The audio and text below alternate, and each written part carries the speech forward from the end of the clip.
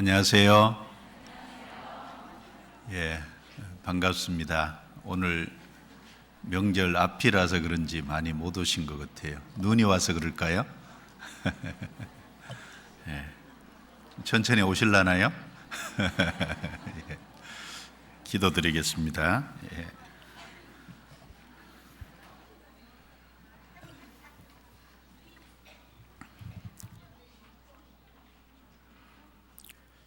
이 세상 많은 사람 가운데 저희를 먼저 불러 구원해 주시고 참된 은혜와 또 소망을 주신 것을 감사합니다.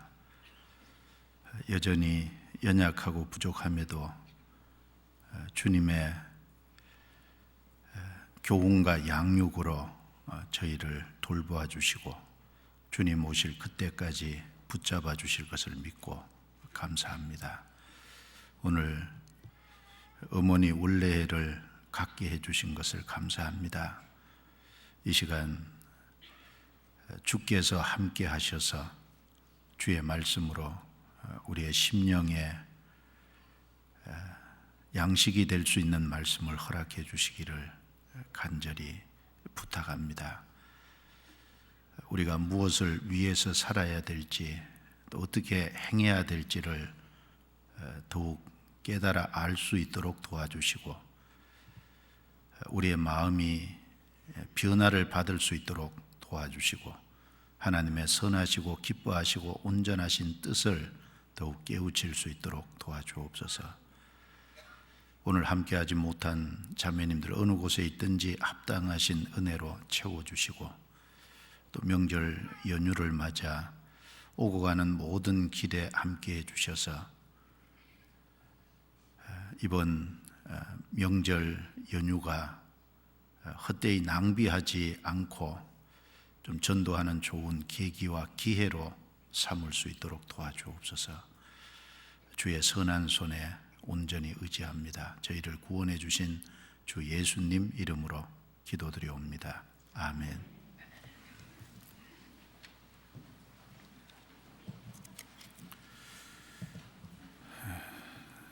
성경 고린도전서 9장을 찾겠습니다.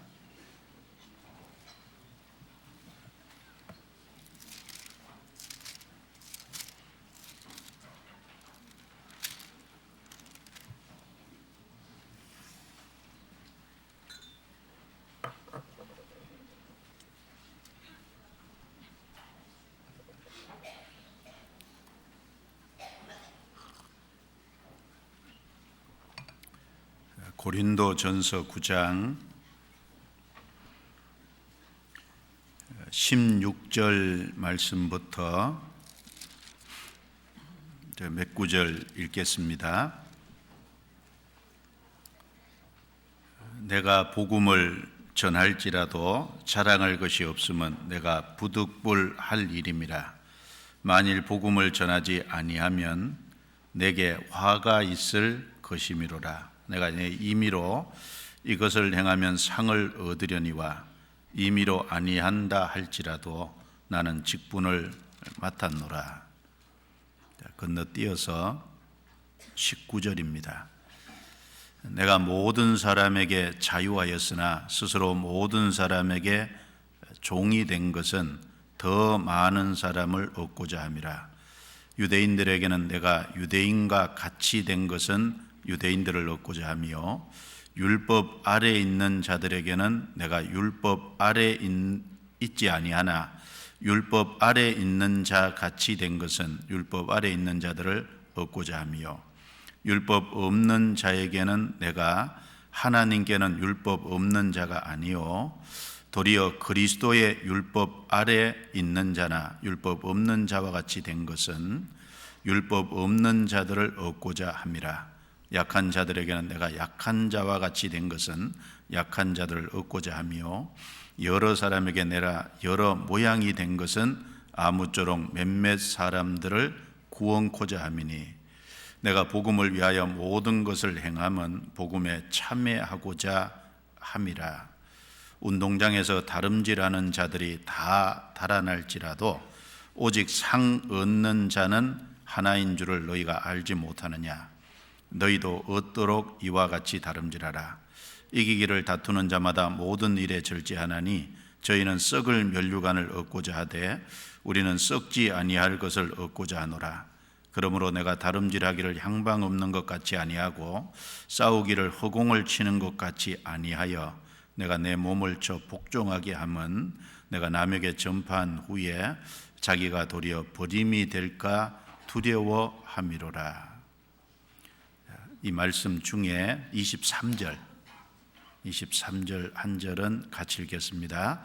내가 복음을 위하여 모든 것을 행함은 복음에 참여하고자 함이라.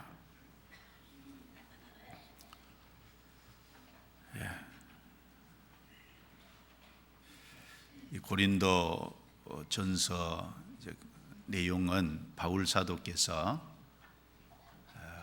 자신이 복음을 전한 고린도 성도들에게 써 보낸 편지입니다.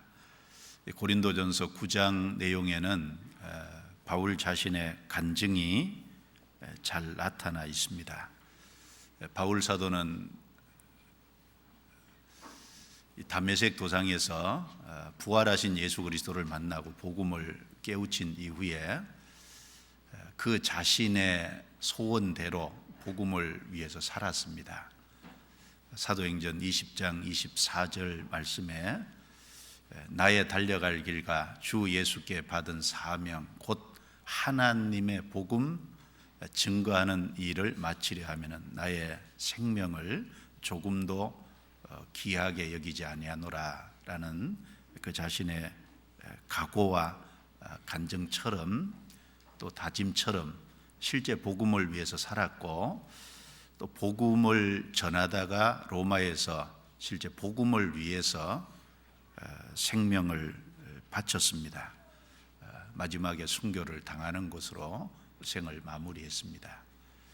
그래서 바울은 복음을 깨우치고 난 이후에 그야말로 복음을 위해서 한평생 헌신한 그런 삶을 실제 산 겁니다.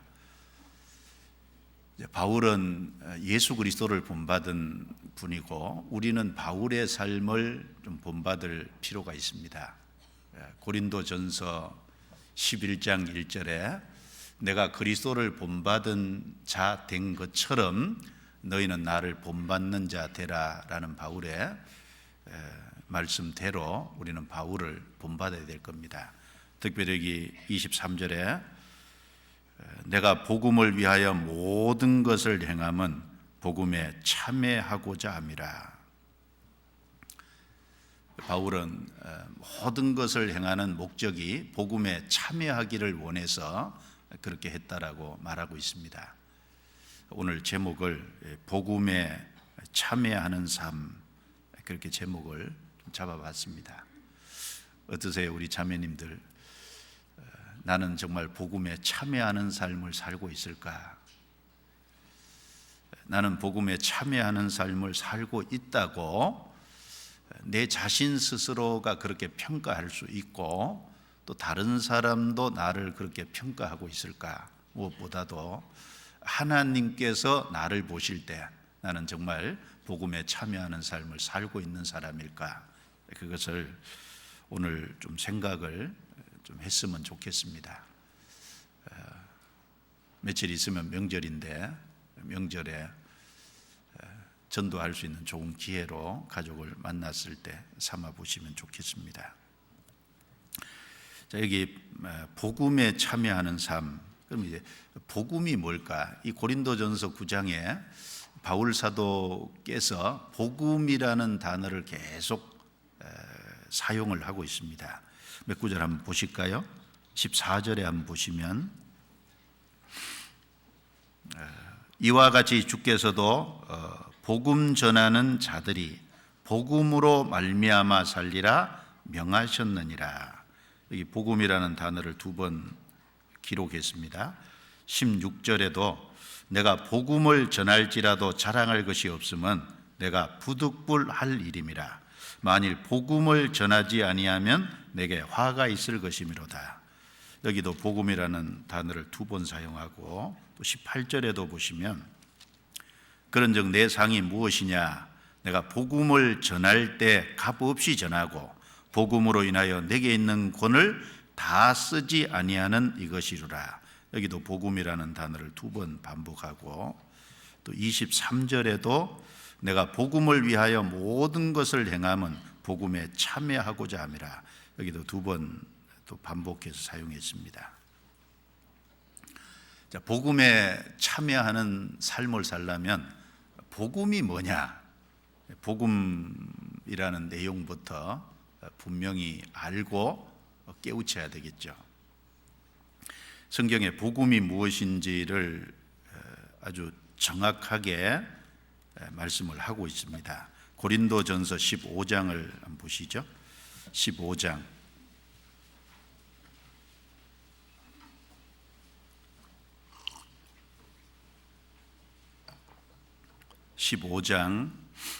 1절부터 4절까지를 제가 읽겠습니다.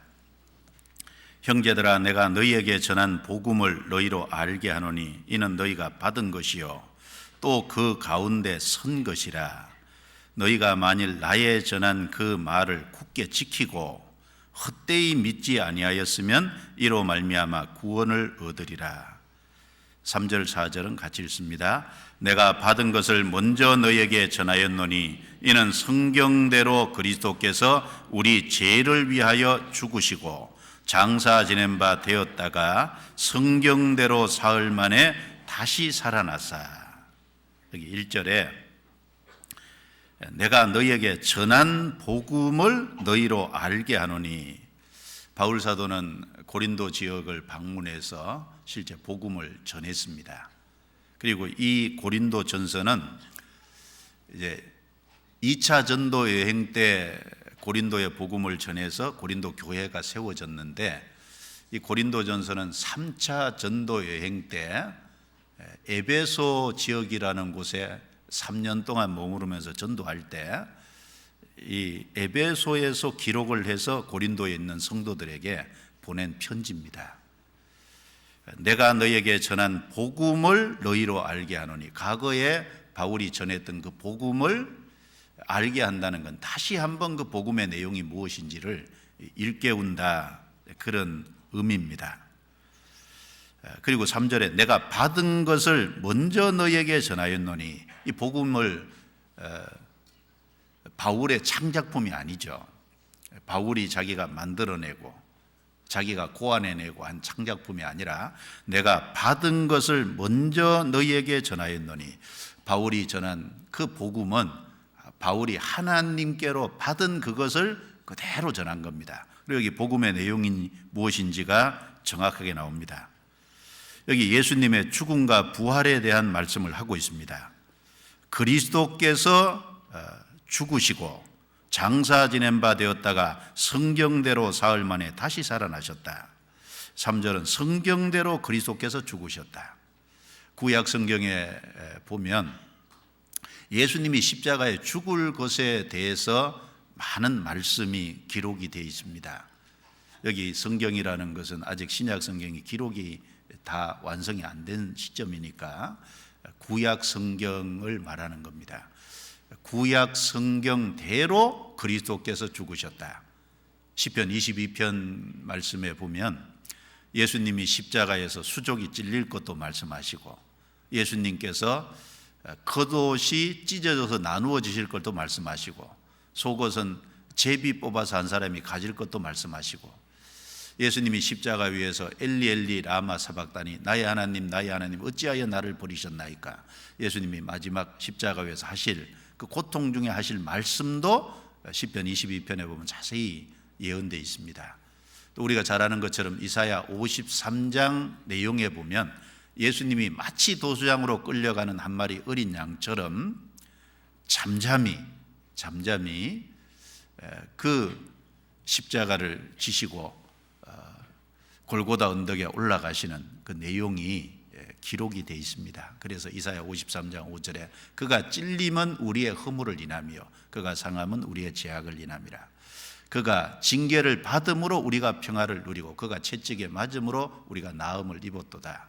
구약 성경 아주 곳곳에 예수님이 우리를 대신해서 죽으실 것이 자세히 말씀되어 있고, 예수님은 그 성경대로, 구약 성경대로 오셔서 실제 십자가에 못 박혀 죽으셨습니다. 그리고 여기 성경대로 사흘 만에 다시 살아나셨다라는 말씀처럼 구약 성경대로 약속대로 예수님은 사흘 만에 다시 살아나셨습니다.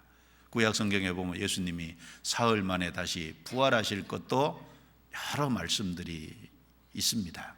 시편 16편 말씀에 보면 예수님의 육체가 썩지 않을 것에 대해서, 실제적인 부활에 대해서 말씀하셨고, 그 무덤에서 3일 만에 부활하실 것이 요나서에 보면 요나가 물고기 뱃속에 3일 동안 들어가 있다가 나올 것을 예수님이 무덤 속에 3일 동안 계시다가 나올 것에 대한 하나의 모형과 그림자라고 예수님께서 직접 말씀하셨습니다.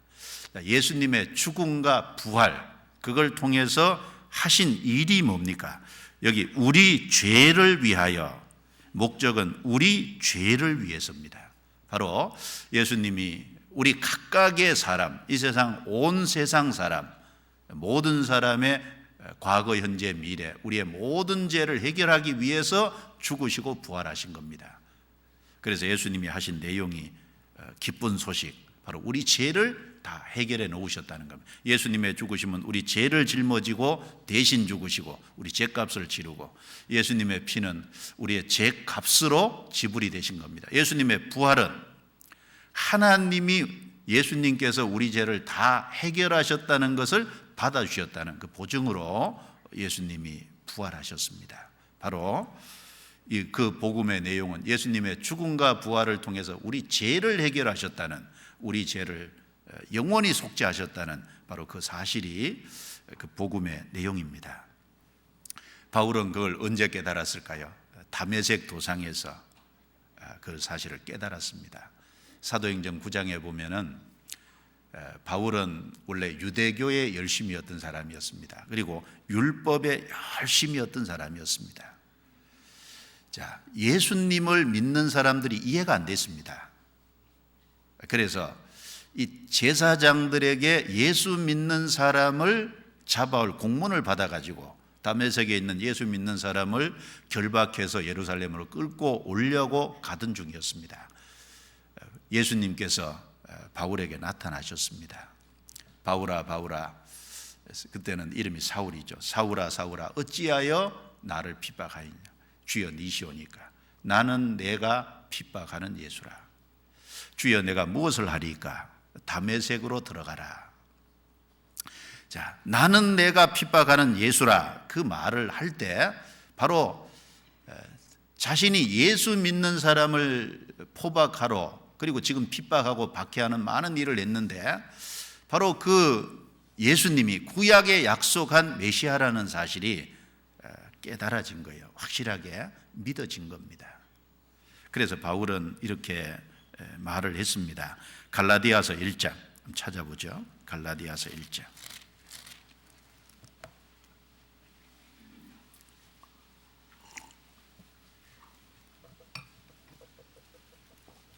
갈라디아서 1장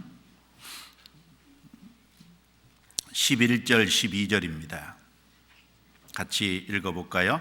형제들아, 내가 너에게 알게 하노니 내가 전한 복음이 사람의 뜻을 따라 된 것이 아니라 이는 내가 사람에게 받은 것도 아니요 배운 것도 아니요 오직 예수 그리스도의 계시로 말미암은 것이라. 바울 사도께서 갈라디아 교회에 편지를 보내면서 내가 전한 복음이 사람의 뜻을 따라 된 것이 아니라, 사람이 고안해내고 사람이 창작한 것이 아니라는 겁니다. 이것은 창세 전부터 하나님께서 계획하신 거고 그 계획대로 예수 그리스도께서 오셔서 완성하신 것입니다. 12절에 이는 내가 사람에게서 받은 것도 아니요 배운 것도 아니요 오직 예수 그리스도의 계시로 말미암은 것이라. 우리는 좀 다르죠. 우리는 사람에게서 복음을 받았어요. 그리고 사람에게서 배웠어요. 그 사람에게서 배우고 받는 가운데 성령께서 역사하셔서 우리 마음을 열어서 그 예수님이 십자가를 통해서 피를 통해서 우리 죄를 다 용서하셨다는, 죽음과 부활을 통해서 죄를 해결하셨다는 사실을 우리 마음속에 깨닫게 해주신 겁니다. 그런 의미에서 우리도 받은 믿음이고 계시된 믿음입니다. 그런데 바울은 중간에 사람이 전해준 게 아닙니다. 부활하신 예수님께서 다메섹 도상에서 직접 나타나셨고 바울에게 깨닫게 해주셨어요. 그래서 오직 예수 그리스도의 계시로 말미암은 것이라. 그래서 사람에게 받은 것도 아니고 배운 것도 아니라 그랬습니다. 그리고 바울이 사도된 것도, 바울은 이방인의 사도지 않습니까? 그 사도된 것도 사람을 통해서 된 게 아니라 하나님께서 바울을 이방인의 사도로 무조건 삼으셨잖아요. 갈라디아서 1장 또 같이 읽어보겠습니다. 사람들에게서 난 것도 아니요 사람으로 말미암은 것도 아니요 오직 예수 그리스도와 및 죽은 자 가운데서 그리스도를 살리신 하나님 아버지로 말미암아 사도된 바울은, 여기에서도 사람으로 말미암은 것도 아니요 그랬고 하나님 아버지로 말미암아 사도된 바울은, 바울이 다메섹에 들어가 있을 때 하나님께서 아나니아라는 사람에게 나타나서 사도행전 9장 15절에 보면 그 바울을 가리키면서 이 사람은 나를 증거하기 위하여 이방인과 이스라엘과 임금들에게 나를 증거하기 위하여 택한 나의 그릇이라 라고 말하면서 그 아나니아를 보내서 사울의 부활하신 예수님을 보면서 완전히 눈이 멀어버렸는데 안수함으로 눈이 떨어지게 해줬습니다. 자, 그래서 바울이 받은 복음은 바로 하나님으로부터 직접 계시받은 거고, 바울이 사도된 것도 하나님이 직접 바울을 사도로 세우셨고, 그래서 바울은 그 이전에는 유대교에 열심이었고 율법에 열심이었던 사람입니다. 그런데 이제 구원받고 난 이후에는 오로지 복음에 자기 인생을 걸고 복음에 올인하고 복음을 위해서 자기 생명을 바치는, 그 자신의 소원대로 마지막 복음을 전하다가 결국은 순교를 당하는 곳까지 갔습니다. 그래서 바울이 복음을 깨우치기 전과 후는 완전히 다릅니다. 전과 후에 하나님을 향한 열심은 똑같이 있었습니다. 그런데 방향성이 다른 거죠. 바울이 복음을 깨우치기 전에는 유대교와 율법의 열심이었습니다. 13절에 보시면 내가 이전에 유대교에 있을 때 행한 이 일을 너희가 들었거니와 하나님의 교회를 심히 핍박하여 잔해하고 내가 내 동족 중 여러 영갑조보다 유대교를 지나치게 믿어 내 조상의 유전에 대하여 더욱 열심히 있었으나, 유대교의 여러 자기 영갑자보다 유대교를 지나치게 믿어. 그 유대교에 그렇게 올인하고 열심이었습니다. 그리고 율법에 열심이었죠. 빌립보서 3장 찾아보겠습니다.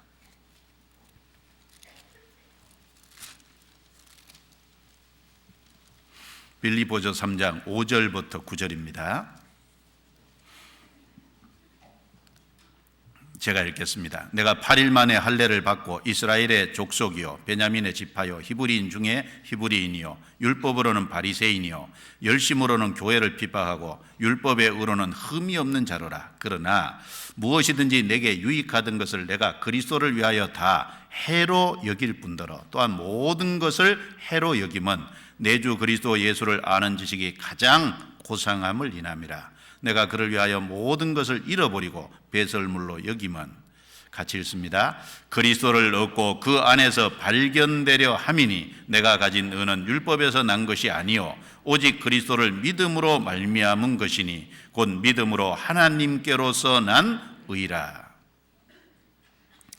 그래서 여기 바울 자신이 5절 6절에 여기 밝힌 것처럼 바울은 8일 만에 할례를 받고 이스라엘 족속 베냐민 족하고 히브리인이고 율법으로는 바리새인의 생활을 했고 열심으로는 교회를 핍박하고 율법의 의로는 흠이 없는 자로라. 율법의 의로는 흠없이 살려고 했던. 그런데 이제 복음을 깨우친 이후에 무엇이든지 내게 유익하던 것을 내가 다 해로 여겼다, 분토로 여겼다. 그 이유는 그리스도를 얻고 그 안에서 발견되려 함이니, 바울이 다메섹 도상에서 부활하신 예수님을 만나고 예수님이 자기 구세주라는 사실을 확실하게 알고 속죄를 확실히 받고 하나님의 자녀가 됐습니다. 그때 그리스도를 얻었죠. 그리고 또 구원받은 이후에 남은 생애 동안 그리스도를 더 풍성하게 알아가기를 원했습니다. 그래서 그리스도를 얻고 그 안에서 발견되려 함이니, 내가 가진 의는 율법에서 난 것이 아니요 오직 그리스도를 믿음으로 말미암은 것이니. 그 전에 유대교의 열심이고 율법의 열심일 때는 율법의 열심을 하려고 했지만 항상 안식이 없었잖아요. 평안이 없었잖아요. 거기서 의롭다함을 얻지 못했잖아요.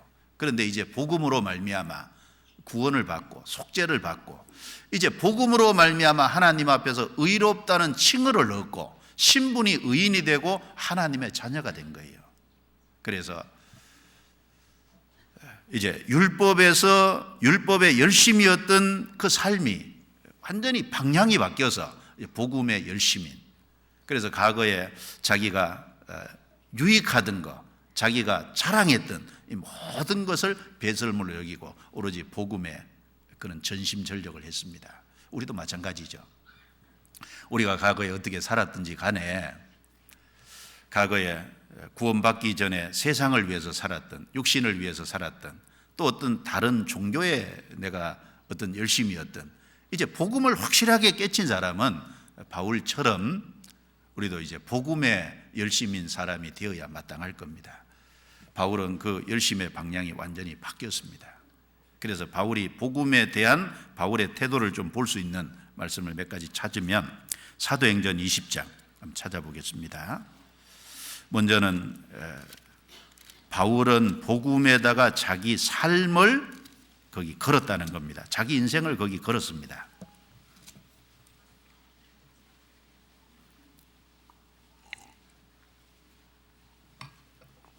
사도행전 20장 24절 같이 읽겠습니다. 나의 달려갈 길과 주 예수께 받은 사명 곧 하나님의 은혜의 복음 증거하는 일을 마치려 하면은 나의 생명을 조금도 귀한 것으로 여기지 아니하노라.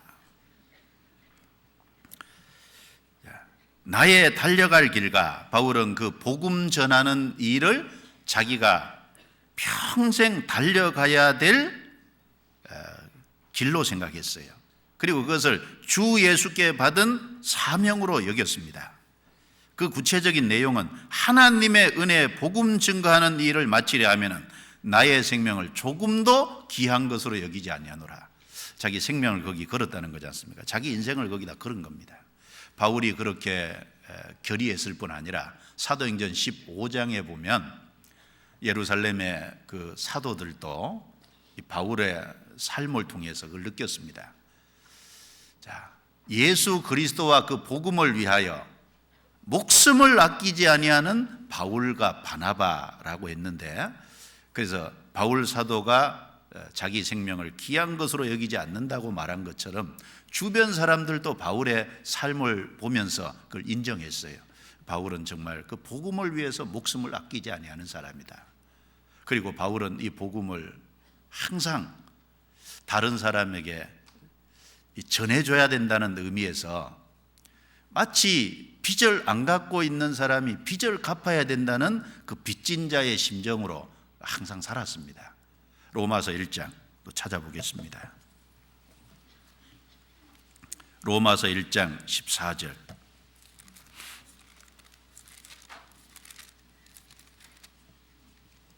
14절, 15절 두 구절을 또 같이 읽어보겠습니다. 헬라인이나 야만이나 지혜 있는 자나 어리석은 자에게 다 내가 빚진 자라. 그러므로 나는 할 수 있는 대로 로마에 있는 너희에게도 복음 전하기를 원하노라.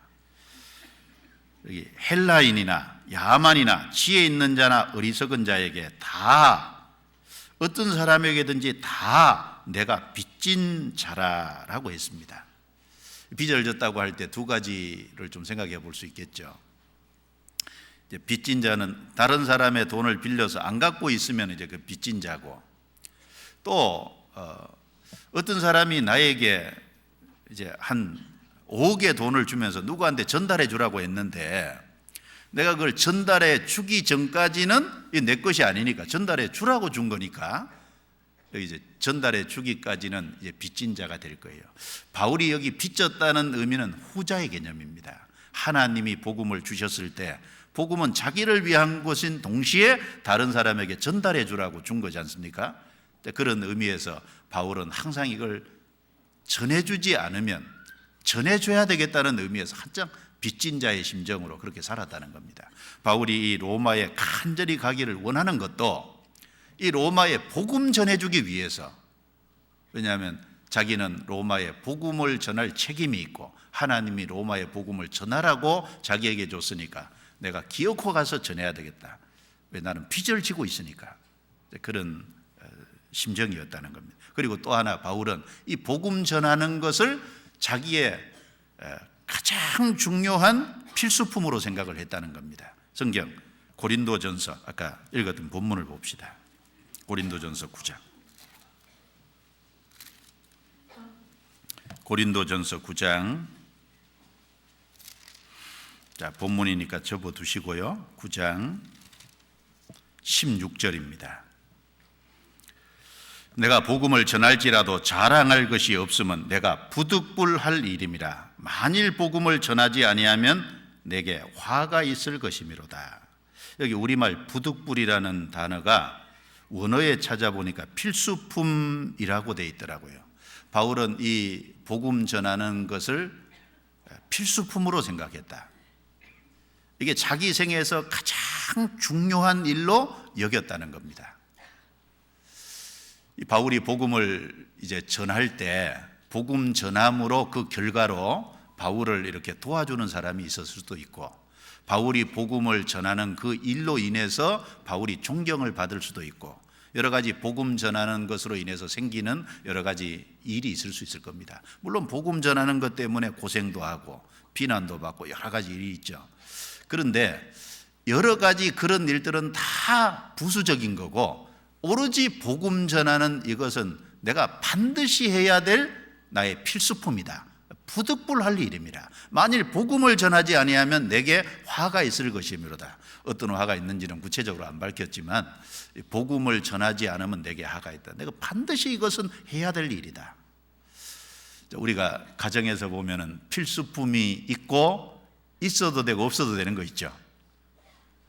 가정에서 뭐가 제일 있어야 될 필수품이에요? 남편? 자식?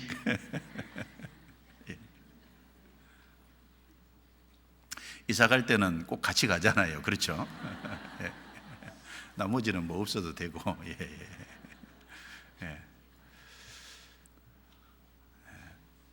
자, 우리 삶에 그 필수품이 있고 이제 부수적인 것이 있듯이 바울은 이 복음을 전하는 것을 자기 인생의 가장 중요한 필수품으로 여겼다는 겁니다. 그래서 다메섹 도상에서 진리를 확실하게 깨우친, 그래서 복음을 통해서 속죄를 받고 그리고 칭의를 얻고 그리고 하나님의 자녀가 돼서 이제 소망을 얻은 이후에, 그 이전에는 유대교와 율법의 열심이었던 그 바울의 열심이 복음으로 향한 방향을 확 틀게 된 겁니다. 그리고 그 복음에다가 자기 인생을 걸었잖아요. 생명을 아끼지 않았죠.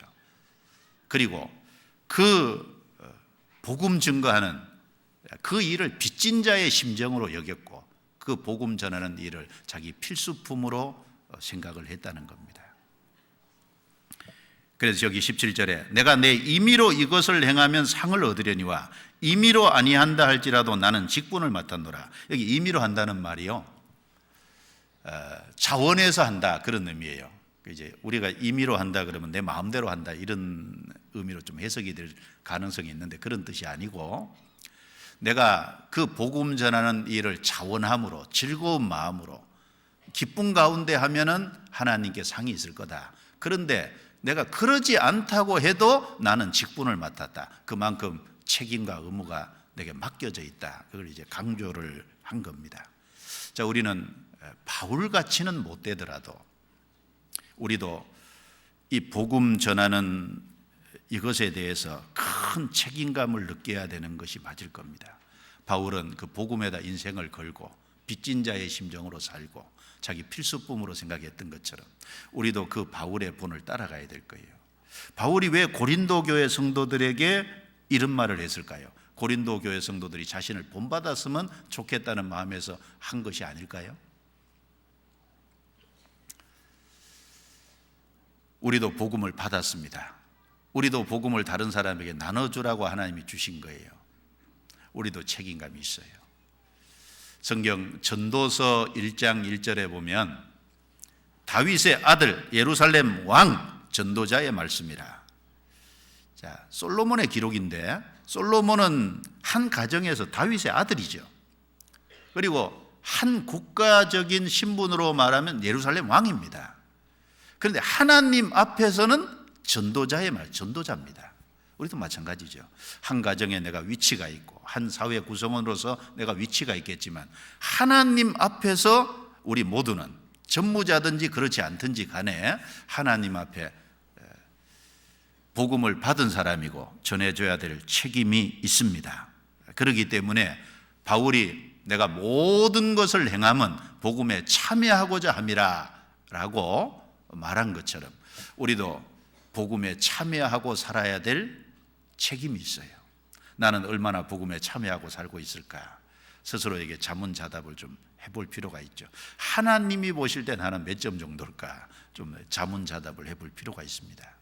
그리고 우리는 복음에 참여하는 삶이 무엇이라는 것을 여기서 배울 수 있어요. 바울의 간증을 통해서.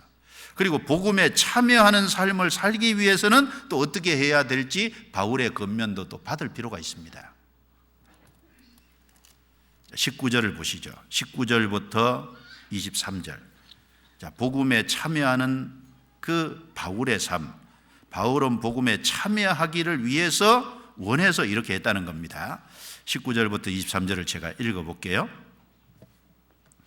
내가 모든 사람에게 자유하였으나 스스로 모든 사람에게 종이 된 것은 더 많은 사람을 얻고자 함이라.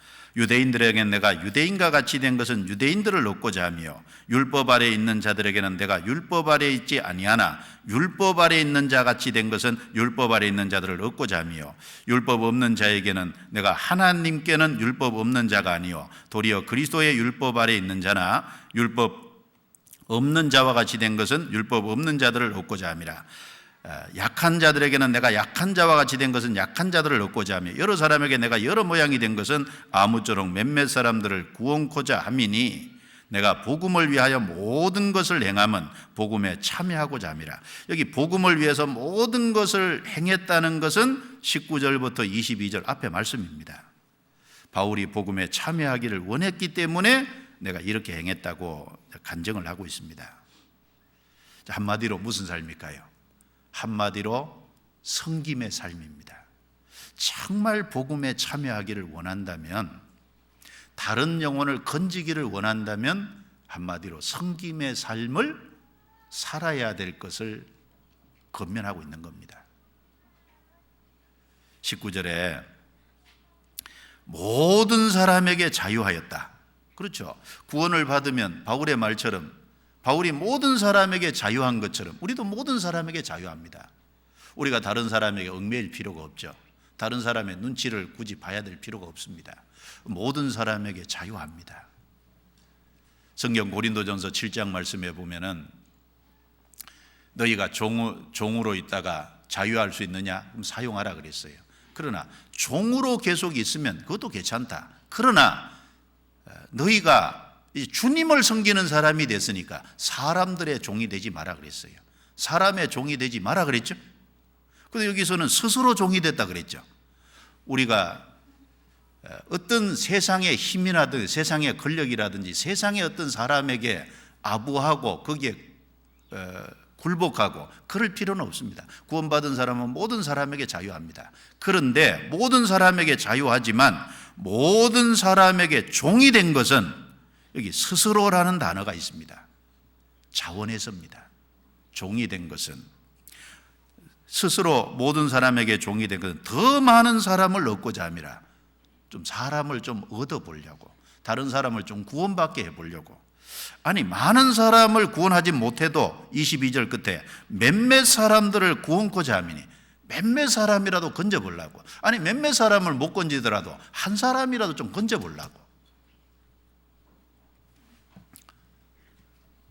바울은 구원을 받아서 사람에게 구속될 것이 없지만은 스스로 모든 사람에게 종이 되므로 스스로 섬김의 삶을 사는 쪽을 택했습니다. 그 이유는 사람들을 건지려고 하는, 그래서 하나님의 복음에 참여하고자 하는 간절한 마음이 있었기 때문에 그렇습니다. 그러면 종이 됐다는 것을 구체적으로 여기 밝혔는데, 유대인들에게는 유대인같이, 율법 아래 있는 자들에게는 율법 아래 있는 자같이, 율법 없는 자에게는 율법 없는 자와 같이, 약한 자에게는 약한 자와 같이 여러 사람에게 여러 모양이 됐다. 이것이 섬김의 삶입니다. 사람은 자기가 태어나서 살아오면서 자기에게 익숙해진 습관이라는 게 있어요. 그리고 익숙해진 기질이라는 게 있고, 그리고 자기가 살아오면서 좋아하는 것, 싫어하는 것이 있잖아요. 나는 저런 스타일의 사람이 좋다, 나는 저런 사람의 스타일이 싫다라든지 자기의 좋아하고 싫어하는 어떤 스타일이라는 것이 있기 마련입니다. 그런데 그럼에도 불구하고 여러 사람에게 여러 모양이 되는 것은, 이건 참 어려운 거예요. 섬김의 삶으로 들어가겠다는 각오 없이는 사실은 여러 사람에게 여러 모양이 되는 것이 어려운 겁니다. 바울은 어쨌든 몇몇 사람이라도 더 건져보려고 애를 쓴 거예요. 바울은 이제 구원을 받아서 유대인이라는 무리 속에서 이제 하나님의 교회에 속한 자가 됐어요. 그가 신분이 육신적으로는 유대인이지만 실제 소속은 어디가 된 거죠? 하나님의 교회잖아요. 사실 이제 하나님이 이 세상에 인종을 구분하실 때요, 하나님이 3중으로 인종을 구분하는 것이 사실입니다. 첫 번째는 유대인, 두 번째는 이방인, 세 번째는 하나님의 교회. 우리는 어디 속했어요? 이방인요? 하나님의 교회죠. 하나님이 3중으로 인종을 구분하는 것이 틀림없어요. 그 성경 한번 봅시다. 여기 접고요, 고린도전서 10장 그 뒤에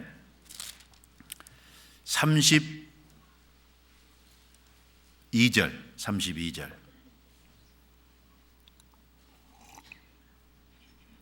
같이 읽어볼까요? 유대인에게나 헬라인에게나 하나님의 교회나 거치는 자가 되지 말고.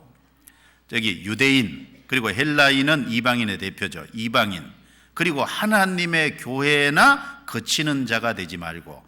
하나님이 세상을 딱 내려다 보실 때 인종 구분이 3중 구분입니다. 유대인 그룹이 하나 있고 이방인 그룹이 하나 있고 하나님의 교회 그룹이 하나 있는 거예요. 하나님이 75억이 있을 때 개개인을 차등을 두진 않습니다. 그러나 어느 인종에 속했느냐에 따라서 하나님이 그룹을 차등해 주시는 것은 맞습니다. 사실 유대인은 하나님을 증거하기 위해서 이 세상 많은 민족 중에서 따로 구별된, 이스라엘은 사실 영광스러운 존재잖아요. 그 성경 로마서 9장입니다. 한번 찾아보죠. 로마서 9장 4절 5절입니다. 4절 5절 같이 읽겠습니다. 저희는 이스라엘 사람이라 저희에게는 양자됨과 영광과 언약들과 율법을 세우신 것과 예배와 약속들이 있고 조상들도 저희 것이요 육신으로 하면 그리스도가 저희에게서 나셨으니 저는 만물 위에 계셔 세세 찬양을 받으실 하나님이시니라. 아멘. 저희는 이스라엘 사람이라. 여기 이스라엘 사람이 얼마나 영광스러운 존재인지를 얘기하죠. 저희에게는 양자됨과, 이 땅에서 육신적으로 하나님의 아들이라는 위치가 이스라엘에게 주어졌잖아요. 그리고 이스라엘에게 영광이 주어지고 이스라엘에게 언약들이 주어지고 이스라엘 민족을 애굽에서 건져낸 이후에 모세에게 시내산에서 십계명을 주셔서 율법을 세우셨고, 그리고 솔로몬 시대 성전이 건축되게 함으로써 그 성전에서 이스라엘 민족은 하나님께 예배를 드렸고, 그리고 약속들, 이스라엘에게 많은 약속이 있고 조상들도 저희 것이요. 사실 구약 성경 믿음의 선진 조상들 대부분이 유대인이잖아요. 이방인이 부분적으로 있고 거의 대부분이 유대인이죠. 육신으로 하면 그리스도가 이스라엘에게서 나셨습니다. 그 하나님이 사람이 되셔서 들어오신 곳도 이스라엘 땅이에요. 그러니까 이스라엘은 하나님을 증거하는 민족이 되고 하나님의 영광을 나타내는 민족이 되고, 예수님이 이스라엘 땅에 오셔서 복음을 완성하시는 통로가 되고, 이스라엘은 사실 하나님 앞에 영광스러운 위치를 얻었습니다. 거기에 비하면 이방인은 참 초라하잖아요. 이방인 그룹은 사실 초라합니다. 성경 에베소서 2장을 보겠습니다.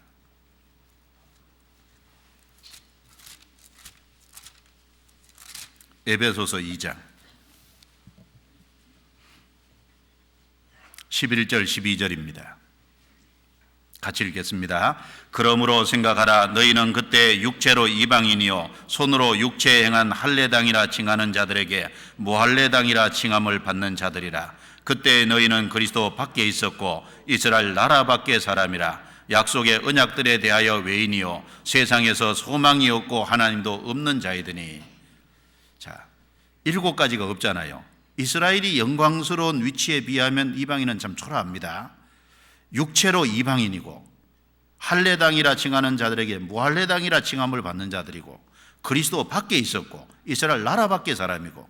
그러니까 이스라엘 나라 밖의 사람이라는 건 이스라엘이 영광을 얻는 그 위치에서 사실 제외되어 있는, 그리고 약속의 언약들에 대해서는 외인이고 소망도 없고 하나님도 없는. 그러니까 유대인 그룹에 비해서 이방인 그룹은 너무 초라합니다. 그런데 이제 구원을 받으면 유대인 그룹도 아니고 이방인 그룹도 아니고 어디 들어옵니까? 영광스러운 하나님의 그룹에 이제 참여하게 되잖아요. 구원받은 사람은 이방인이 아닙니다. 하나님의 교회 그룹에 참여한 거예요. 참 영광 받기로, 그 영광의 부여함이 얼마나 큰지 우리가 상상하기 어렵습니다. 그걸 하나님이 이 땅에 사시면서 조금 알게 하고 있죠. 로마서 9장 찾아보겠습니다. 로마서 9장 이 말씀을 개인에게 적용하면 안 됩니다. 로마서 9장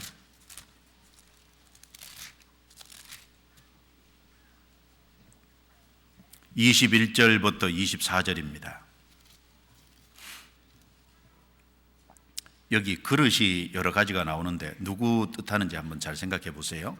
21절, 토기장이가 진흙 한 덩이로 하나는 기 있을 그릇을 하나는 천이 있을 그릇을 만드는 권이 없느냐? 만일 하나님이 그 진노를 보이시고 그 능력을 알게 하고자 하사 멸하기로 준비된 진노의 그릇을 오래 참으심으로 간용하시고, 또한 영광 받기로 예비하신 바 긍휼의 그릇에 대하여 그 영광의 부여함을 알게 하고자 하셨을지라도 무슨 말하리요? 이 그릇은 우리니 곧 유대인 중에서뿐 아니라 이방인 중에서도 부르신 자니라. 여기 21절에 보면 그릇 2개가 나오죠. 기 있을 그릇과 천이 있을 그릇. 그리고 22절에 보면 진노의 그릇이 나옵니다. 23절에 보면 긍휼의 그릇이 나와요. 이게 다 뭘 말할까요? 개인에게 적용하면 안 됩니다.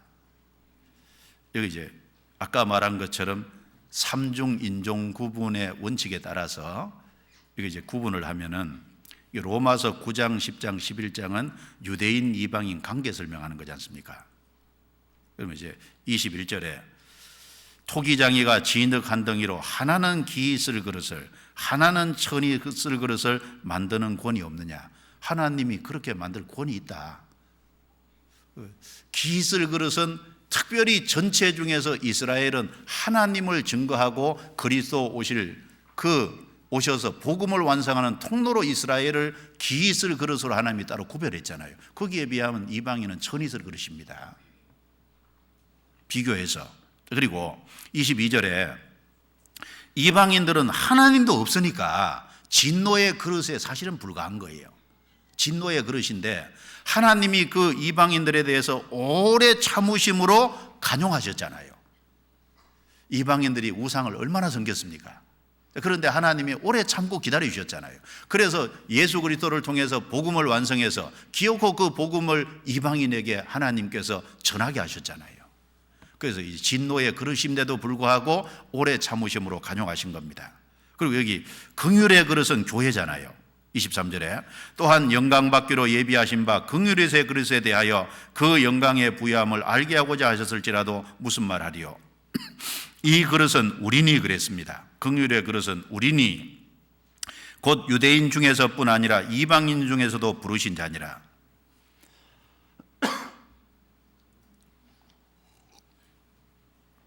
이제 구원받은 사람은, 유대인 중에서 구원받은 사람은 이제 긍휼의 그릇에 속한 거예요. 유대인 그룹에 속한 게 아니라 이방인 중에서 구원을 받은 사람도 긍휼의 그릇에 속하는 거잖아요. 그러니까 하나님이 유대인 그룹이라는 건 땅에서 하나님을 증거하고 복음을 완성하기 위해서 하나님께서 특별히 구별하셨지, 그 천국의 영광 주기 위해서 구별하신 건 아니지 않습니까? 그래서 구원받아야 긍휼의 그릇에 속하게 되고, 그리고 이 긍휼의 그릇에 속한 사람은 영광 받기로 예비하신 바 그랬죠? 영광을 받기로 예비하신 그릇인 거예요. 그리고 그 영광의 부요함을 알게 하고자 하셨을지라도 무슨 말하리요. 그 영광이 얼마나 부요한지를 알게 하시는 겁니다. 긍휼의 그릇을 하나님이 따로 구별하시고 그 영광 받기로 예비하신 그릇인데, 그 긍휼의 그릇 교회잖아요. 그 얼마나 영광이 큰지를 땅에서 성령을 통해서 이 성경을 좀 깨달아가게 하시면 조금씩 보이게. 그런데 그 영광이 얼마나 큰지는 우리가 상상 못합니다. 우리가 이방인으로 있다 구원받아서 여기 소속됐다는 것이 너무나 큰 축복입니다. 바울은 구원받음으로 이제 유대인이 아니에요. 하나님이 보실 때 영광 받기로 예비하신 바 긍휼에 그러신 겁니다. 그래서 유대인에게 얽매일 필요 없지만 어디를 가면요, 유대인 회당에 먼저 들어갔잖아요. 유대인 회당에 왜 먼저 들어갔을까요? 어떤 사람은 바울이 안식일에 유대인 회당에 들어가니까 안식일 지키러 들어갔다 천만에요. 안식일 날 유대인들이 회당에 모이니까 유대인 몇 사람이라도 건져보려고, 전도하려고 회당에 들어간 거잖아요. 안식일 지키려고 들어간 거 아닙니다.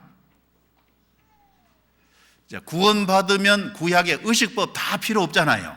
할례 안 받아도 되잖아요. 그런데 바울 사도가 디모데를 동역자로 둘 때, 디모데는 어머니가 유대인이고 아버지가 헬라인이었거든요. 그런데 이제 유대인은, 그래서 이 디모데는 어쨌든 사람들에게 유대인으로 알려져 있으니까 이 디모데는 할례밖에 했거든요. 이 갈라디아에서 보면은 디도라는 이방인은 할례 받는 거 극구 반대를 했잖아요. 그런데 왜 디모데는 할례밖에 했을까요? 그 이유는 유대인들에게 전도하는 것이, 할례 받고 전도하는 것이 더 유리하니까, 이 사람 어차피 유대인이니까 할례 받게 했다 그 말입니다. 성경 사도행전 16장 한번 찾아보겠습니다.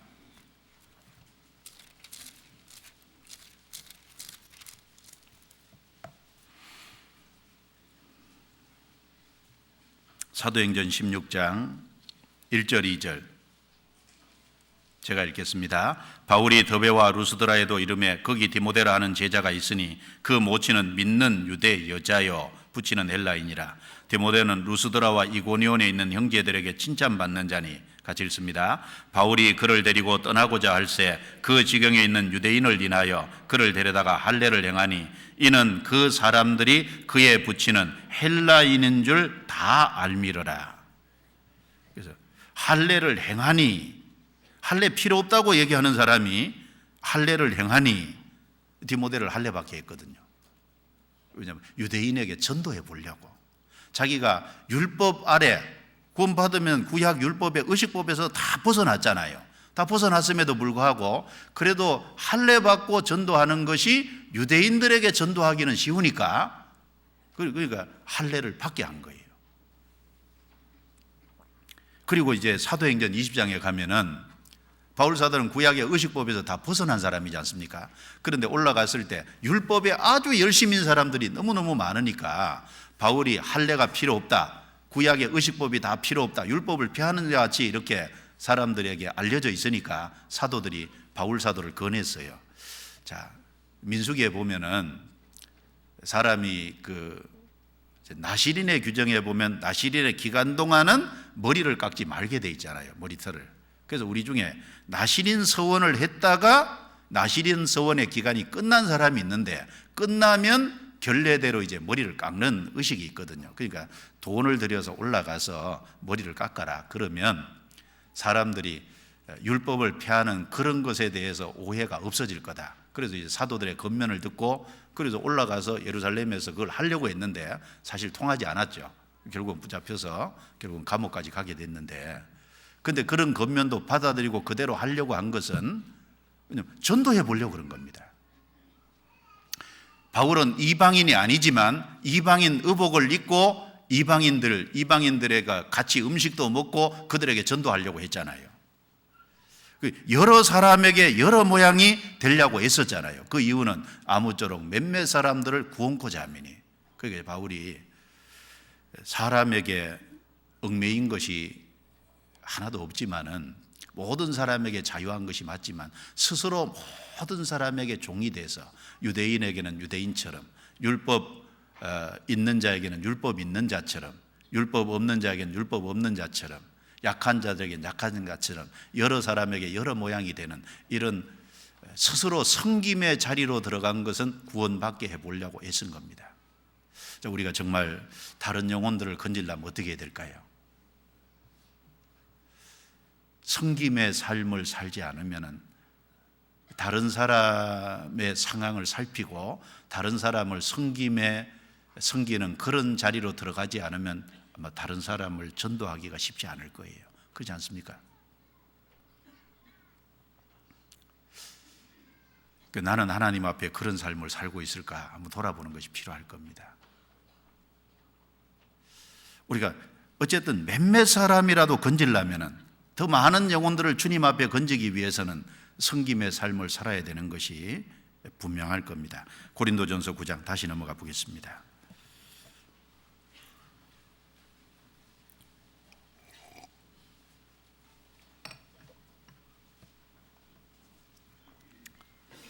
그래서 23절 같이 읽겠습니다. 내가 복음을 위하여 모든 것을 행함은 복음에 참여하고자 함이라. 복음을 위하여 모든 것을 행함은 복음에 참여하고자 함이라. 그래서 우리가 다른 사람을 섬기고 스스로 좀 자기를 낮추고 그래서 다른 사람에게 그렇게 행하지 않으면은 전도하기가 어렵다는 것을 조금 생각하고, 나는 섬김의 삶을 정말 살아야 되겠다. 예수님이 이 땅에 오신 목적이 뭡니까? 인자에 온 것은 섬김을 받으려 함이 아니라 다른 사람을 섬기려 하고 자기의 목숨을 많은 사람의 대속물로 주려 함이니라. 우리는 정말 그 복음, 생명, 그걸 나눠주기 위해서 내가 스스로 종의 자리에 들어갈 수 있다면 그 사람을 정말 건질 수 있을 겁니다. 자, 그리고 이 복음에 참여하는 삶을 살기 위해서는 조금 더 생각해 볼 것이 24절에 같이 읽어보겠습니다. 운동장에서 다름질하는 자들이 다 달아날지라도 오직 상 얻는 자는 하나인 줄을 너희가 알지 못하느냐? 너희도 얻도록 이와 같이 다름질하라. 자, 이 당시에 운동 경기가 있었죠. 이 당시에는 아마 다름질하는 사람들이 이제 상을 줄 때 1등만 준 것 같아요. 요즘은 이제 금운동 이제 세 사람 주잖아요. 평창 올림픽도 이제 세 사람 주지 않습니까? 그런데 우리 주님은 세 사람만 줘요? 다 주세요? 이게 이제 한 사람만 준다는 말이 아닙니다. 그 당시에 운동 경기를 할 때 승리자 한 사람에게만 상을 준 거예요. 자, 그런데 주님은 달리는 모든 사람에게 상을 주십니다. 너희도 얻도록 이와 같이 다름질하라. 너희도 얻도록 이와 같이 다름질하라. 정말 복음에 참여하려면 다름질하라. 다름질은요, 전심전력하는 것을 말합니다. 사실 무엇을 잘하려면요, 설렁설렁해서 될 것이 없잖아요. 설렁설렁해서는 아무것도 안 돼요.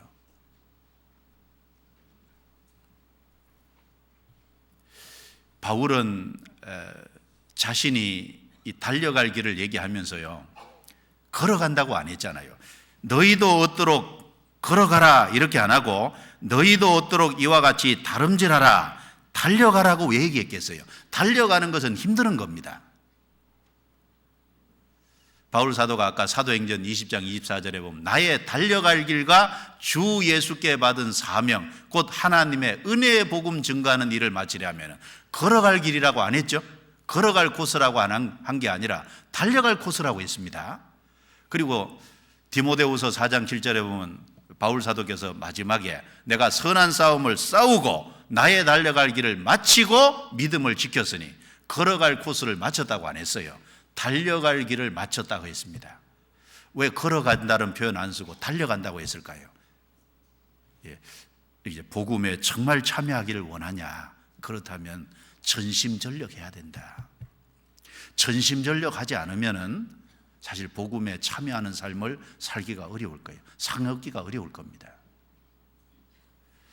이 음식 하나 잘 만들려고 그래도요, 거기다가 올인해야 되잖아요. 그렇죠? 거기가 신경을 쓰고 거기가 온통 이제 연습을 많이 해야 되지 않습니까? 이 찬양을 잘하기 위해서도요, 그 시간을 많이 들이고 거기 마음이 들어가고요, 연습을 부단히 하지 않으면 찬양 잘하기 어렵지 않습니까? 예전에 제가 찬양 할 때 조금 더 열심히 할 걸 그랬어요. 그지? 그때 열심히 했더라면 찬양 잘할 건데 설렁설렁 해가지고. 여기 역대상 9장 한번 봅시다. 역대상 9장.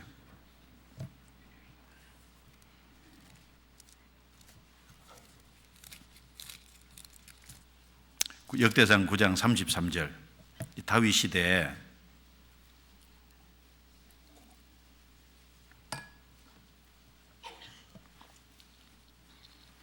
시대에 찬양한 사람들인데 33절 34절입니다. 같이 읽어볼까요? 또 찬송하는 자가 있으니 곧 레위 족장이라. 저희가 골방에 거하여 주야로 자기 직분에 골몰함으로 다른 일은 하지 아니하였더라. 이상은 대대로 레위의 족장이요 으뜸이라 예루살렘에 거하였더라. 여기 찬송하는 자가 있으니 저희가 골방에 거하여 주야로 자기 직분에 골몰함으로, 주야로 자기 직분에 골몰했다 그랬습니다. 찬송하는 거 잘하기 위해서도 뭔가 거기에 전심전력하고 골몰하지 않으면 그 일 잘하기가 어렵잖아요. 복음을 전하기 위해서 거기 마음을 들이고 시간을 투자하고, 그리고 어떻게 하면 저 영혼을 건질까? 저 영혼에게 필요한 말이 뭘까? 저 영혼을 어떻게 주님께 인도할까? 주님께 지혜를 달라고 기도하고, 뭔가 한 사람을 전도하기 위해서도 거기에 골몰하지 않으면은, 거기에 시간을 들이고 마음을 들이지 않으면은 사실 전도하기가 쉽지 않습니다. 너희도 얻도록 이와 같이 다름질하라 그랬죠?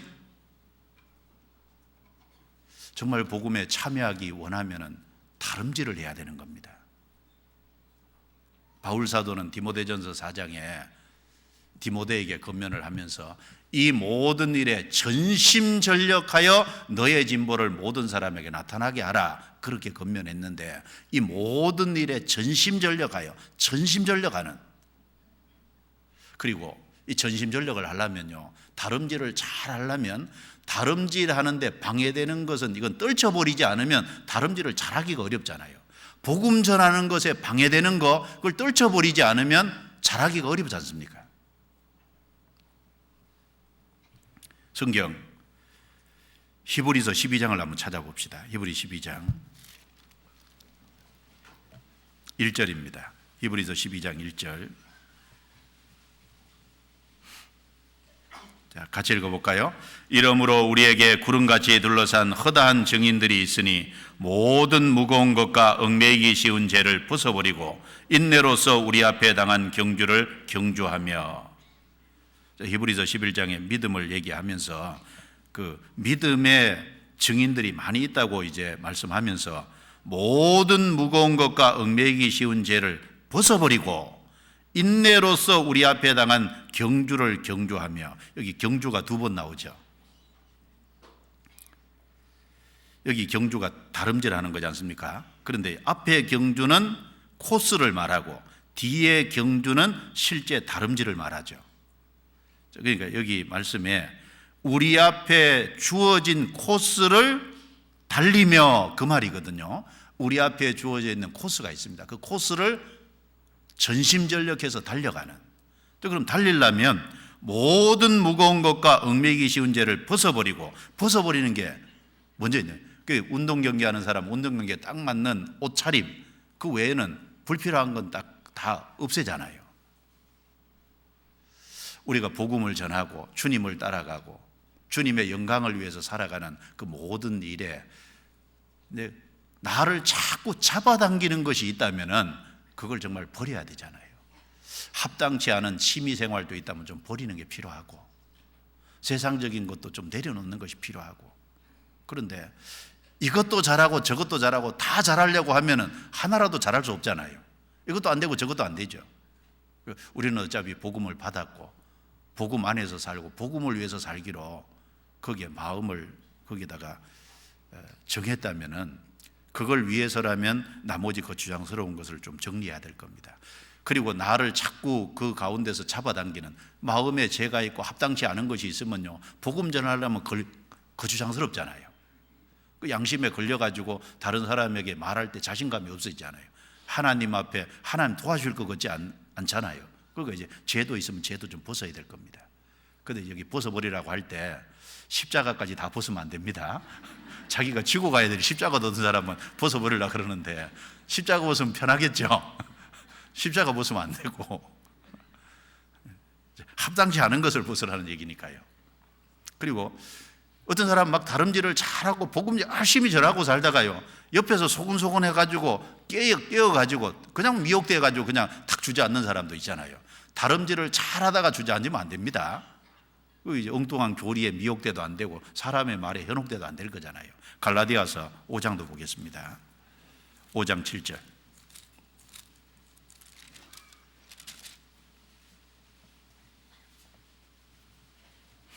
갈라디아서 5장 7절, 자, 같이 읽겠습니다. 너희가 다름질을 잘하더니 누가 너희를 막아 진리를 순종치 않게 하더냐. 다름질을 잘하더니, 이 당시에도 잘하는데 엉뚱한 것을 이렇게 받아들여 가지고요, 달리기 위해서 딱 멈추는, 복음 전하는 일에 교회와 주님의 영광을 위해서 열심히 살았는데 어느 순간인가 딱 멈춰 가지고 안 움직이는 거예요. 뭔가 잘못된 것이 들어왔을 수 있습니다. 이런 것이 있으면 이런 것도 색출해내야죠. 내가 뭐 때문에 그런지, 어디서 잘못된 것이 있는지 한번 봐야죠. 그래서 너희도 얻도록 이와 같이 다름질하라. 우리는 바울사도 근면을 좀 들을 필요가 있습니다. 바울사도가 고린도 성도들에게 한 말이잖아요. 정말 복음에 참여하기를 원하냐? 그러면 다름질해라, 그 말입니다.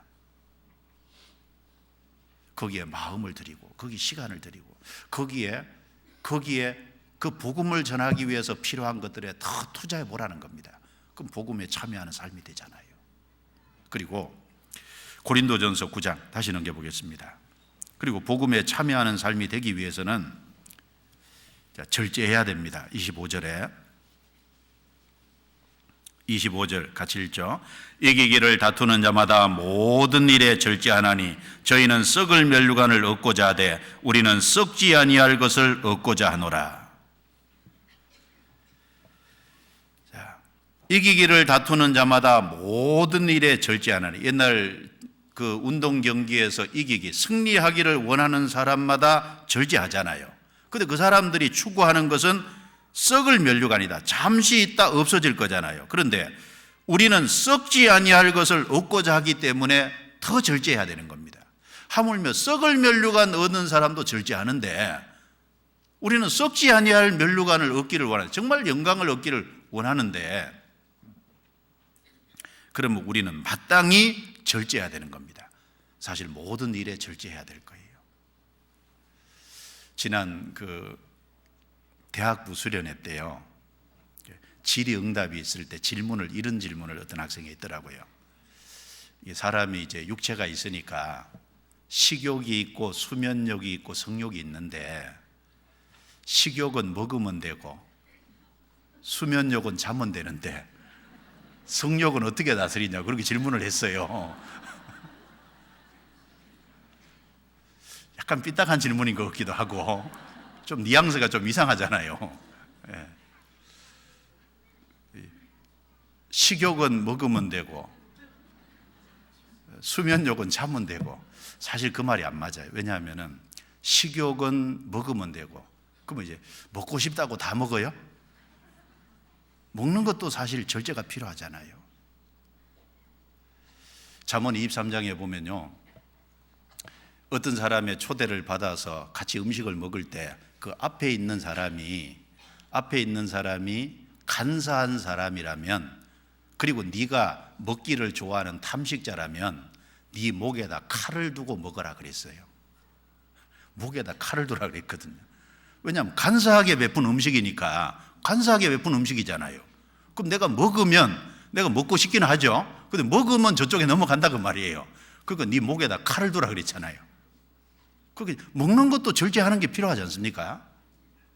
다니엘서에 보면은 다니엘이 왕의 진미와 포도주로 자기를 더럽히지 않기로 뜻을 정했다고 했잖아요. 그러면 다니엘이 그렇게 정한 이유가 뭘까요? 사실 그게 구약시대니까 레위기 11장에 보면 의식법에 뭘 먹고 뭘 먹지 말고 유대인들은 그 복잡한 규정이 있잖아요. 그런데 왕의 진미 속에는 레위기 11장에 먹지 말아야 될 것이 들어갈 수 있을 수 있지 않습니까? 그리고 포도주라 그랬을 때 포도주로 더럽히지 않기로, 민수기 6장에 보면 나시린의 규정에 나시린은 포도주와 관계된 건 하나도 먹으면 안 되죠. 포도부터 먹으면 안 되고 포도씨도 먹으면 안 되고, 그리고 포도 껍질도, 생포도도 건포도도 포도와 관계된 건 일절 먹지 말아야 되거든요. 그러니까 다니엘이 아마 나시린은 아니었을지라도 나시린처럼 살기를 원했을 수도 있어요. 자기 평생에 포도주로 자기를 더럽히지 않으리라고 자기가 딱 절제하는, 그래서 뜻을 정했잖아요. 그럼 이제 먹고 싶다고 다 먹냐? 먹어서 안 될 것이 많거든요. 그리고 수면욕, 그러면 이제 잠자고 싶다고 자면 돼요? 물론 필요한 잠은 자야죠. 필요한 잠은 자야 되는데 지나치게 자는 것은 그건 하나님 앞에 합당치 않잖아요. 잠도 절제하는 것이 맞지 않습니까? 낮에 이유 없이 너무 길게 자는 거 그거 합당치 않잖아요. 너무 피곤해가지고 30분, 1시간 이렇게 누워있다가 일어나는 거 괜찮은데 낮에 몇 시간씩 잔다. 그럼 밤에 뭐 해요? 합당치 않잖아요. 그리고 성욕도 마찬가지예요. 성욕도 절제하는 거고, 그리고 고린도전서 7장에 보면은 성욕 절제할 수 없거든 혼인하라 그랬잖아요. 그걸 절제하다가 때가 안 되면, 때가 되면은 이제 결혼하면 되잖아요. 그렇죠? 그러니까 이제 사람이 모든 것에 절제가 필요한 겁니다. 그러니까 세상 사람들은 없어질 것을 위해 절제한다면 구원받은 사람은 썩지 아니할 것을 추구하는 거니까 훨씬 절제하는 것이 마땅하죠. 당연한 겁니다. 내가 진짜 복음에 참여하기를 원하냐? 복음과 관계되지 않은, 복음에 해악을 끼치는, 내가 하고 싶은 것도 좀 참아야 되잖아요. 그걸 절제하지 못하면 복음에 참여하는 삶이 되기는 어려울 겁니다. 상 받기는 어려울 거예요.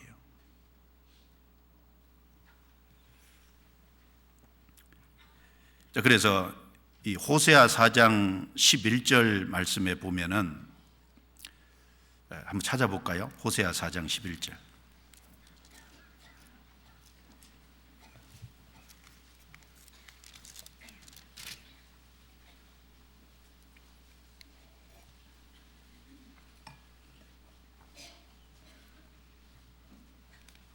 자, 같이 읽어볼까요? 음행과 묵은 포도주와 새 포도주가 마음을 빼앗느니라.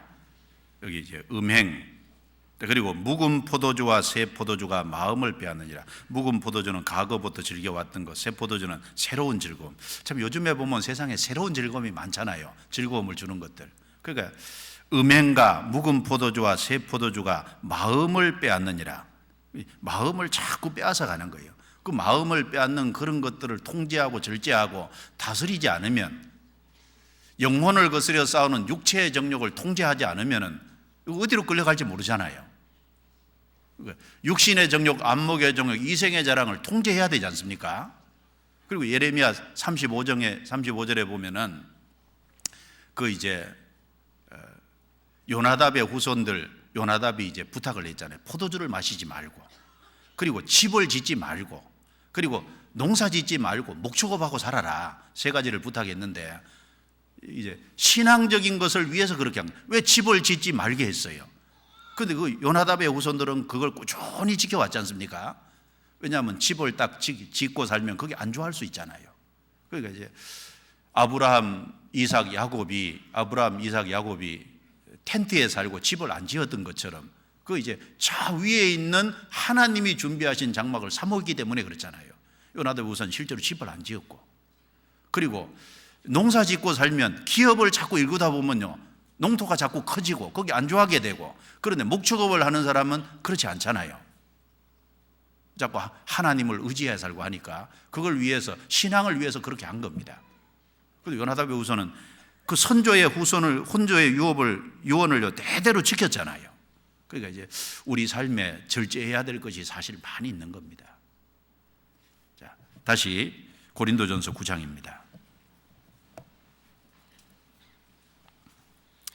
그래서 우리의 마음이 이제 음행과 묵은 포도주와 새 포도주로 빼앗기면 안 될 겁니다.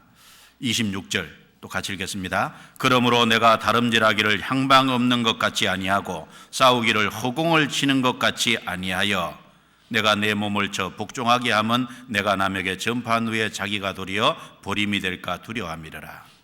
자, 이 말씀은 다름질을 하는 사람은 목표가 아주 분명하잖아요. 싸움을 하는 사람은 상대방을 보고 상대방이 정확하게 가격을 내야 되잖아요. 이것은 뭘 말씀하냐? 정말 복음에 참여하기를 원하면 삶의 목표와 가치관이 아주 분명해야죠. 우리는 이 땅에서 뭘 위해 살까요? 사람 구하기 위해서, 사람 얻기 위해서 이 땅에 살잖아요. 누가복음 16장에 건면한 것처럼 영원한 처소에서 영접할 친구를 사귀지 않습니까? 잠언 11장 30절 말씀처럼 지혜 있는 자는 사람을 얻느니라 라는 말씀처럼 사람 얻기 위해서, 몇몇 사람이라도 건지기 위해서, 그리고 이 땅에 살아가는 목적이 오직 하나님의 영광을 드러내기 위해서, 그리고 이 땅에 살아가는 목적이 땅의 것이 아니라 고린도서 3장의 말씀처럼 너희는 위에 있는 것을 찾으라. 우리는 신령한 것, 영원한 것, 없어지지 않을 것, 그거 추구하기 위해서 이 땅에 살잖아요. 우리의 삶의 목적을 분명히 하지 않으면, 목표를 분명히 하고 가치관을 분명히 하지 않으면 우리 마음이 흐트러질 거예요. 왜 흐트러졌는데 왜 못 돌아오냐? 가치관이 분명치 않은 거예요. 목표가 분명치 않는 거예요. 목표와 가치관을 분명히 세우고 사는 사람은요 흐트러지면 다시 돌아오잖아요. 가치관과 목적이 분명하니까. 근데 가치관과 목적을 분명히 하지 않고 사는 사람은요 흐트러지면 못 돌아오거든요. 바울은 왜 살았죠? 상 얻기 위해 살았잖아요. 바울은 아무쪼록 몇몇 사람들 구원코자 살았잖아요. 바울은 복음에 참여하기 위해 살았잖아요. 먹든지 마시든지 무엇을 하든지 다 하나님의 영광을 위하여, 하나님의 영광 위해 살았잖아요. 우리도 목표를 분명히 해야 될 겁니다. 내가 이 땅에 왜 사냐? 뭘 위해 사냐? 그 목표를 분명히 할 때 정말 복음에 참여할 수 있을 거예요. 그리고 27절에 내가 내 몸을 저 복종하게 하면 내가 남에게 전파한 후에 자기가 도리어 버림이 될까 두려워함이니라. 자, 이 말씀은 지옥 간다는 말이 아니죠. 구원받은 사람은 이루어지지 않습니다. 그런데 구원받은 사람이 구원받은 이후에 하나님께 쓰임받는 것이 큰 축복인데 그 쓰임받는 일에서 실격자가 될 수는 있죠. 우리도 주님 앞에서 쓰임을 계속해서 받기 위해서 우리는 자신을 쳐서 복종해야 됩니다.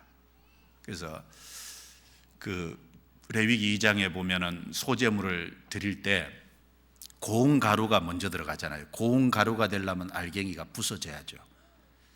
이 자기를 쳐서 복종시킨다는, 내 자신을 쳐서 깨뜨려서 주님 앞에 굴복시켜야 돼요. 나를 부인해야 될 겁니다. 그 나를 죽이는 생활이 필요한 거죠. 그럴 때 우리는 지속적으로 쓰임을 받을 수 있을 겁니다. 바울은 다메섹 도상 그 경험 이후에 속죄를 경험하고 구원받는 확실한 경험을 한 이후에 그 삶이 완전히 바뀌었습니다. 그 이전에는 유대계와 율법의 열심이었는데 이제 복음 하나 붙잡고 사는 삶이 됐습니다. 복음에 자기 인생 걸고 복음에 자기 생명 걸고 복음을 빚진 자의 심정으로 항상 전해주려고 하고 복음을 자기 필수품으로 여기고, 그리고 복음에 참여하기 위해서 여기 있는 말씀처럼 모든 사람에게 스스로 종이 돼서 몇몇 사람에도 건지려고 했습니다. 그리고 그 복음에 참여하기 위해서 바울은 열심히 달렸습니다. 그리고 복음에 참여하기 위해서 바울이라고 하고 싶은 게 없었겠어요? 자기 하고 싶은 것을 다 절제했습니다. 바울은 삶의 목표가 분명했습니다. 끝까지 주님 앞에 자기를 굴복시키고 쳐서 복종시키는 삶을 살았습니다. 우리가 저 위에 계신 바울에게 물어본다고 합시다. 잘 살았습니까? 후회스럽습니까? 뭐라고 대답할까요? 잘 살았다고. 잘 살았다고. 그렇게 사는 것이 마땅한 거라고 대답할 겁니다. 자, 디모데후서 4장 한 권만 보고 마치겠습니다. 디모데후서 4장.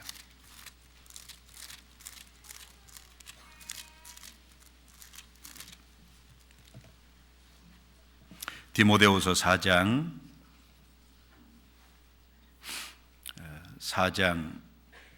6절부터 8절까지 같이 읽어보겠습니다. 간제와 같이 벌써 내가 부음이 되고 나의 떠날 기약이 가까웠도다. 내가 선한 싸움을 싸우고 나의 달려갈 길을 마치고 믿음을 지켰으니 이제 후로는 나를 위하여 의의 면류관이 예비되었으므로 주 곧 의로우신 재판장이 그 날에 내게 주실 것이니 내게만 아니라 주의 나타내심을 사모하는 모든 자에게니라. 바울 사도는 마지막 서신을 쓰면서 내가 선한 싸움을 싸우고 나의 달려갈 길을 마치고 믿음을 지켰다. 바울은 승리의 계가를 불렀습니다. 그리고 자기를 위해서 의의 면류관이 준비되어 있다고 자랑스럽게 얘기했습니다. 바울의 마음을 가지고 살아가는 사람, 동일한 면류관이 있을 겁니다. 우리는 그것을 바라보고 최선을 다해야 되겠습니다. 그리고 이제 한 가지, 여러 사람에게 여러 모양이 된다 그래서 죄 짓는 자리까지 같이 가면 안 돼요. 어떤 사람은 여러 모양이 된다 그래서 술 먹는 자리에 같이 가서 술 먹어주면서 전도하려는데 그건 아닙니다. 그리스도의 법에 위배되지 않는 법 안에서 여러 사람에게 여러 모양이 돼야 될 겁니다. 그래서 고린도전서 9장 말씀을 조금 더 묵상해 보시고 이번 명절에 가족들하고 보내시면서 전도할 수 있는 좋은 계기를 마련해 보시면 좋겠습니다. 기도드리겠습니다. 하나님 감사합니다. 오늘 같이 모아주시고 또 말씀으로 교훈받게 인도해 주신 은혜를 감사합니다. 나머지 시간도 도와주셔서 간증을 통해서 유익된 시간이 될 수 있도록 도와주시고 또 오늘 들은 말씀을 또 주 안에서 묵상해 봄으로 신앙의 유익을 얻을 수 있도록 또 어떻게 살아야 될지를 또 깊이 생각해 볼 수 있도록 도와주시고 이번 다가오는 명절에 귀한 시간들 주 안에서 전도의 좋은 기회로 활용할 수 있도록 각 사람을 도와주시옵소서. 우리를 구원해 주신 주 예수님 이름으로 기도드리옵니다. 아멘. 자, 수고하셨습니다.